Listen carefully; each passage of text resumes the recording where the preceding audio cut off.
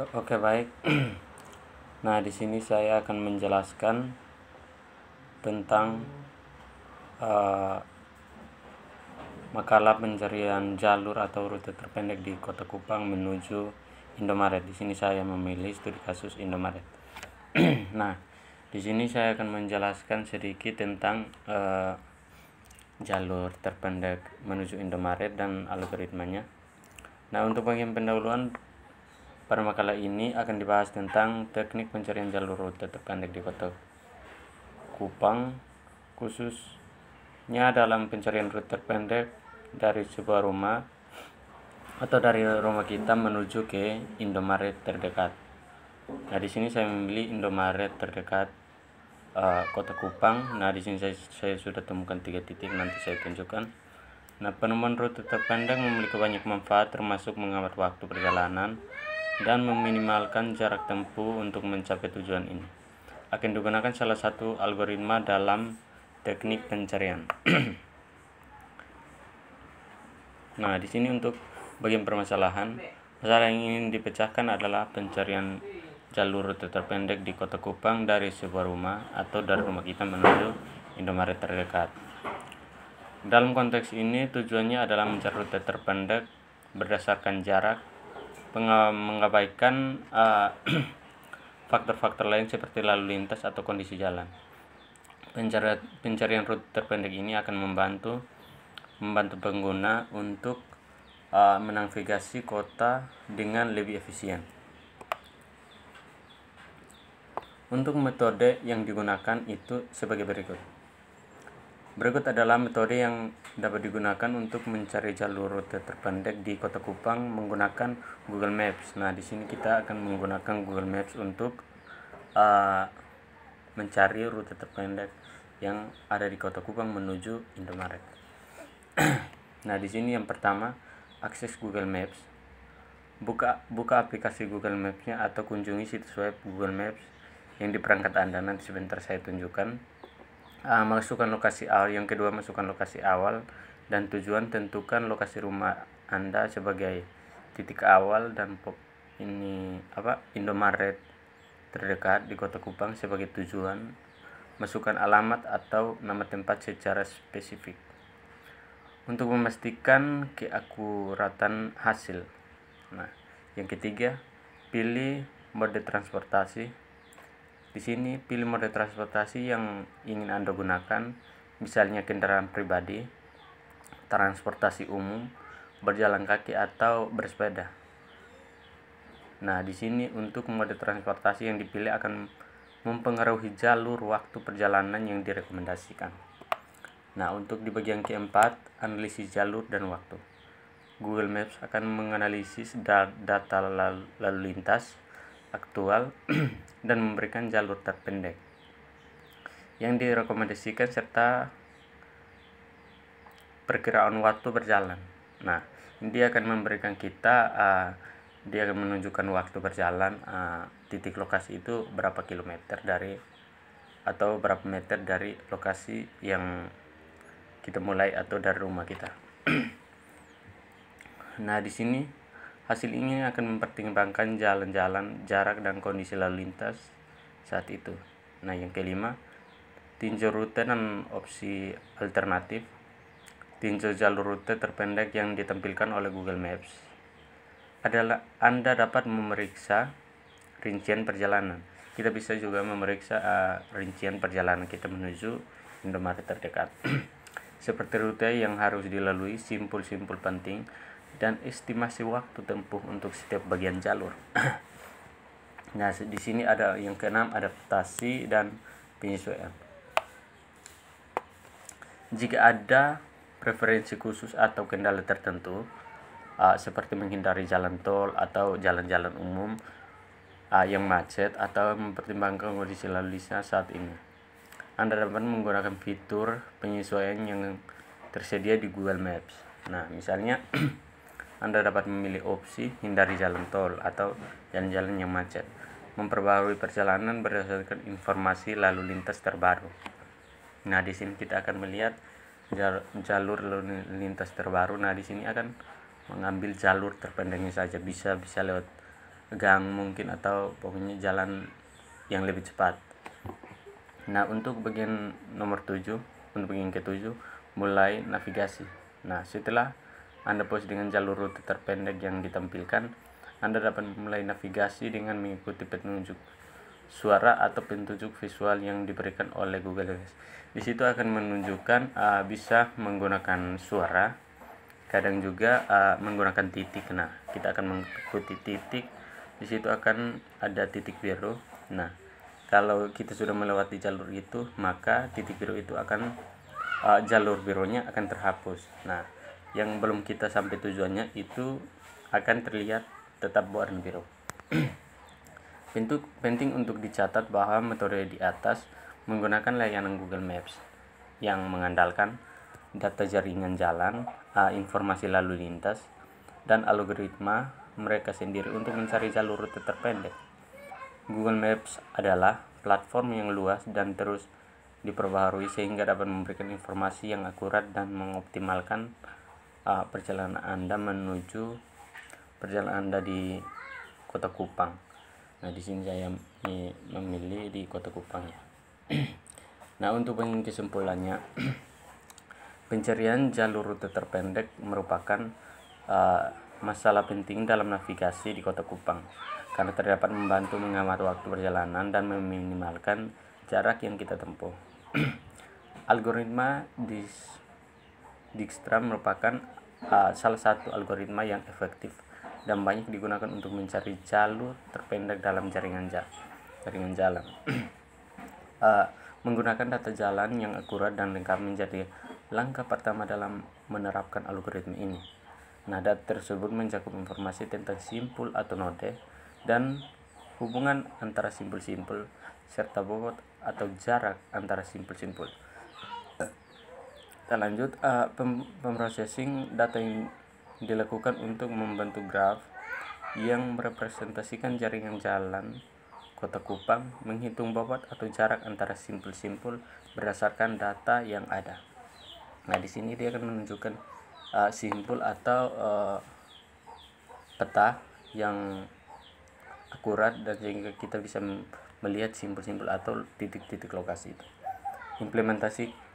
Implementasi algoritma Dijkstra melibatkan langkah-langkah inisialisasi, pemilihan simpul dengan jarak terpendek, pembaruan jarak, dan penandaan simpul yang telah kita kunjungi di Google Maps tersebut.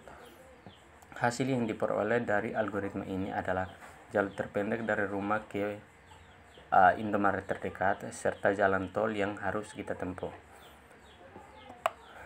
Nah, penting untuk diingat bahwa algoritma Dijkstra hanya mempertimbangkan jarak dan tidak mempertimbangkan faktor-faktor lain seperti lalu lintas atau kondisi jalan. Di sini tidak menunjukkan bahwa jalan itu macet atau tidak, tapi kan hanya menunjukkan jalur terpendek untuk supaya kita bisa menghindari macet. Bisa juga jalur itu macet, tapi di sini tidak menunjukkan bahwa Google Maps itu lokasi sementara yang harus kita lalui itu sementara macet atau tidak. Oleh karena itu hasil tersebut perlu dievaluasi dengan bijak dan dapat disesuaikan jika diperlukan. Nah, di sini penerapan algoritma Dijkstra dapat membantu pengguna dalam navigasi di Kota Kupang dengan lebih efisien dan mengoptimalkan perjalanan mereka atau perjalanan kita. Dalam kesimpulannya, penelitian ini menunjukkan bahwa pengguna algoritma Dijkstra dapat memberikan solusi efektif dalam mencari jalur rute terpendek di Kota Kupang ini dari rumah ke Indomaret yang akan kita tuju. Nah, di sini saya kan mengambil studi kasus Indomaret. Jadi di sini kita melihat bahwa Indomaret terdekat itu kita bisa melihat dari maps. Kita masukkan titik awal kita atau rumah kita, terus kita tentukan lagi rute yang akan kita tuju atau lokasi yang akan kita tuju. Namun diperlukan pemahaman yang baik tentang metode ini serta evaluasi yang bijak terhadap hasilnya untuk mempertimbangkan faktor-faktor lain yang relevan dalam proses navigasi. Nah, di sini mungkin saya akan menjelaskan mungkin lebih detail melalui hasil laporannya nanti akan saya buat, dan ini hanya sedikit penjelasan tentang jalur rute terpendek yang akan kita tuju nanti. Nah, di sini saya sudah membuka dan mencari jalur rute terpendek menuju Indomaret terdekat. Nah, di sini saya sudah menemukan Indomaret terdekat. Di sini saya ada memilih 3 titik lokasi Indomaret. Nah, di sini sudah ada. Nah, di sini untuk link yang di bagian atas kita buka yang untuk jalur rute pertama.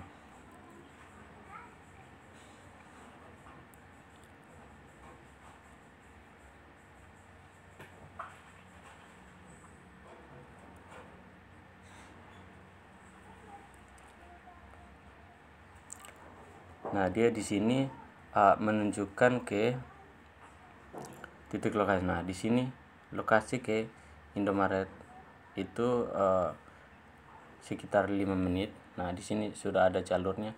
Di sini kita bisa memilih jalur rute. Di sini saya menggunakan sepeda motor misalnya. Kita menggunakan sepeda motor. Nah, di sini ada lokasi titik awal kita. Di bagian sini ada lokasi titik awal. Terus di bagian bawah sini ada yang di bagian titik merahnya itu ada Indomaret atau Jalan Timur Raya nanti yang akan kita tuju. Bisa juga kita menekan foto yang ada di bawah. Nah, di sini ada lokasi untuk Indomaretnya. Lokasi Indomaret yang akan kita tuju.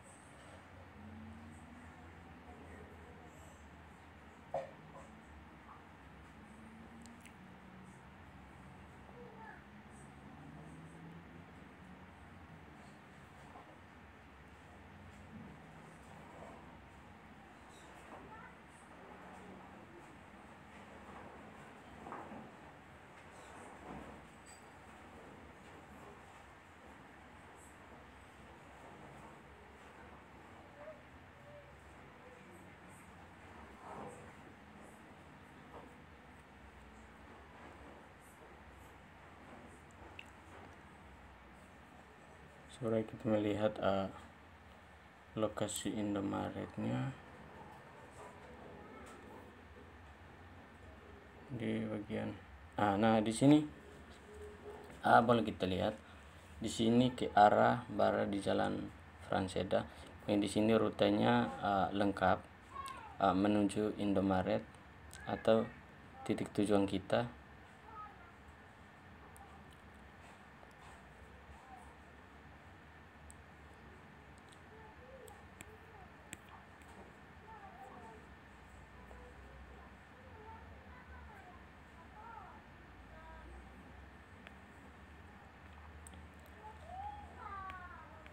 Nah, di sini yang kedua kita membuka lokasi berikut. Di sini lokasinya kurang tepat, bisa juga kurang tepat, bisa juga tepat. Sekarang sih kita mencari lokasinya.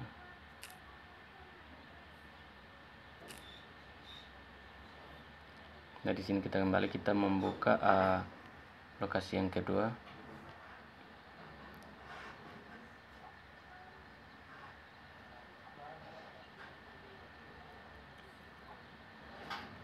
Ini dia memberikan 4 menit 2,2 km atau jalur yang akan kita tuju di Indomaret.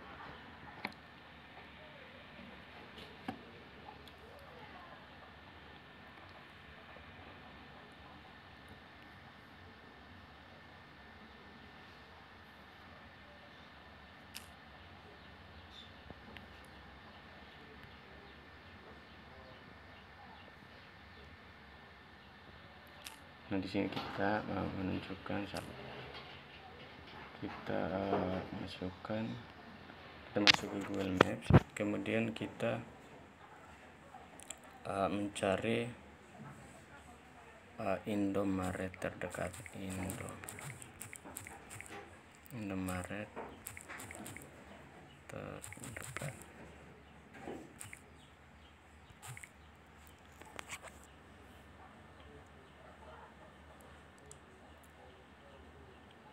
Nah, di sini ada beberapa Indomaret terdekat.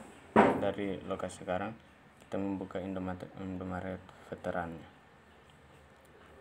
Nah, di sini menunjukkan Indomaret veteran. Ini 2 menit 600 meter.